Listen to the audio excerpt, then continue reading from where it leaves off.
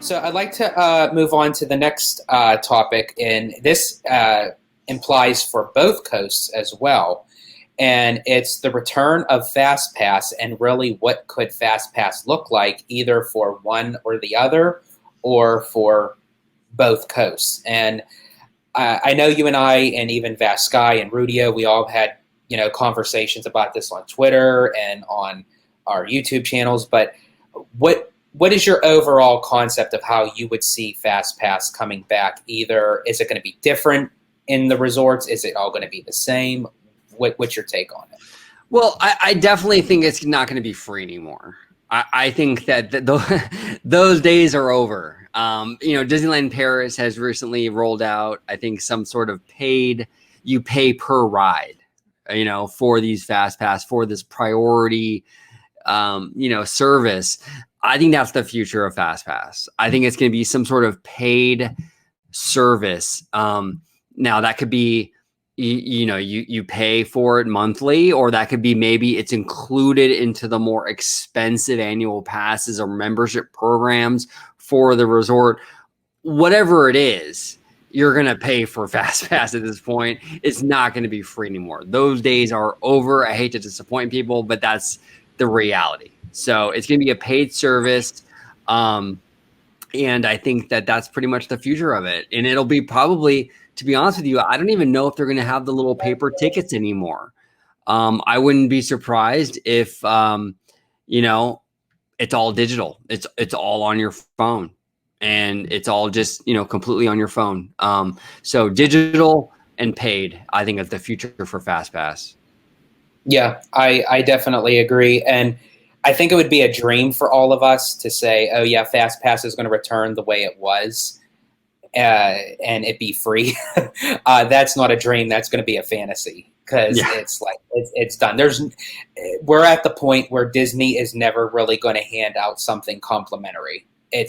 We're done out of it. And I think we were going to end up moving forward to that anyway. But I think with COVID and the shutdown, it just pushed everything that was going to happen in 5 years to the present. Absolutely. And a lot of other companies have already kind of jumped on this bandwagon. Universal charges for its front of the line passes. A lot of these companies are already doing it, and Disney is sort of the last in line to do it, and they're finally kind of jumping on the bandwagon. Obviously the pricing and the terms and the details are all going to be different, from company to company, but the overall idea will be the same. You're going to pay to get that front of the line access, whether you're at Disney, Universal, or any other park. It's going to cost you. It's definitely going to cost you. Do you think that it's going to be overly expensive to kind of flush out the crowds of who can really afford the Fast Pass, and then have people in the standby line? I think a lot of people will probably disagree with me on this, but I kind of hope it is. Like, there's no point in having a Fast Pass service if everyone's going to do it, because then it's going to be like a standby line then. So you have to have some sort of barrier to entry to limit the amount of people doing it. If it's super, super cheap and super, super affordable, that defeats the purpose. So yeah, it has to be kind of expensive. There has to be some sort of limitation on it. Otherwise, it's not going to be fast. Exactly. Yeah.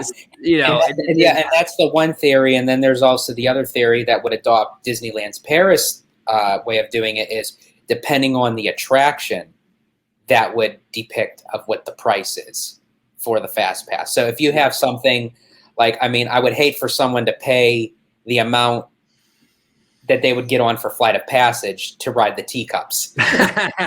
Yes. No, yeah, exactly. There should be a tier system to some degree in terms of, like, even if they bring back like a digital ticket book system, you pay this much for E tickets, you pay this much for D tickets, you pay this much for C and B tickets, this much for A tickets. Even if they bring back some sort of digital ticket book system, that would work.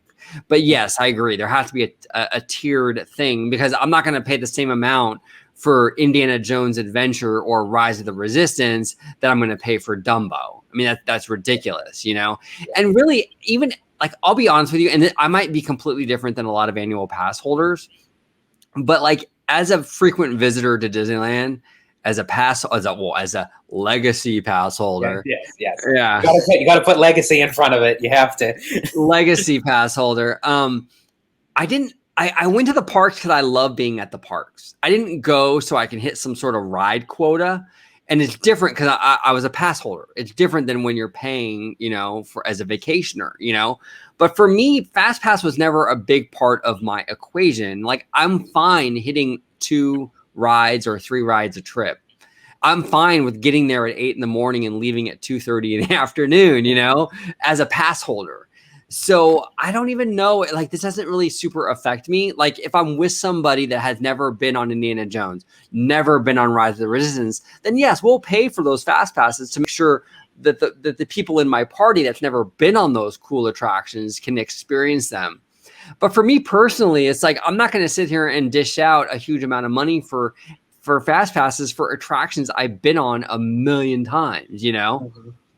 And especially with attractions, like for me being at Walt Disney World for 2 weeks, that if you have that lengthy amount of stay where you can have the opportunity to ride the ride, multiple times, why put out that extra money?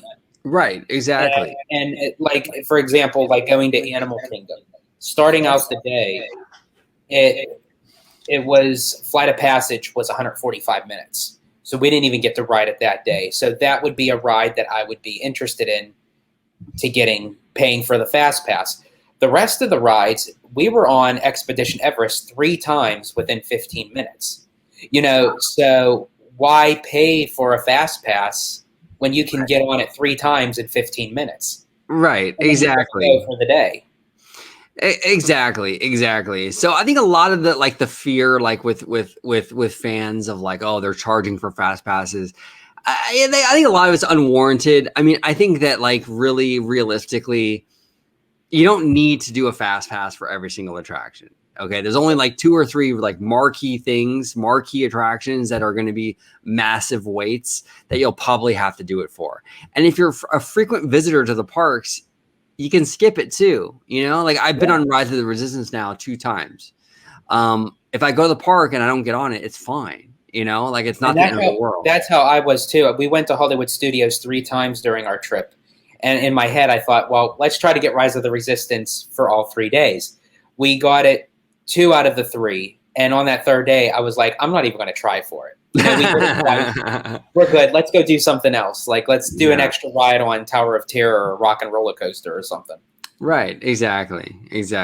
But I do think it's kind of funny that people are kind of up in arms if Disney was to go back to the system. But in all actuality, this is how Disney started out with the ticket, the E ticket, the D ticket, the C ticket. That's how it started out. So if you go back through the Disney history, this is nothing new for the company. No, it's not. Like, at Disneyland, when Disneyland opened in 1955, you had to pay like a nickel or something. And mind you, these are 1955 prices, but you would pay like a nickel or a dime to ride the omnibus, right? Mm-hmm. You would pay, whatever to get onto the various modes of transportation. This was common during the first year, those early years of Disneyland.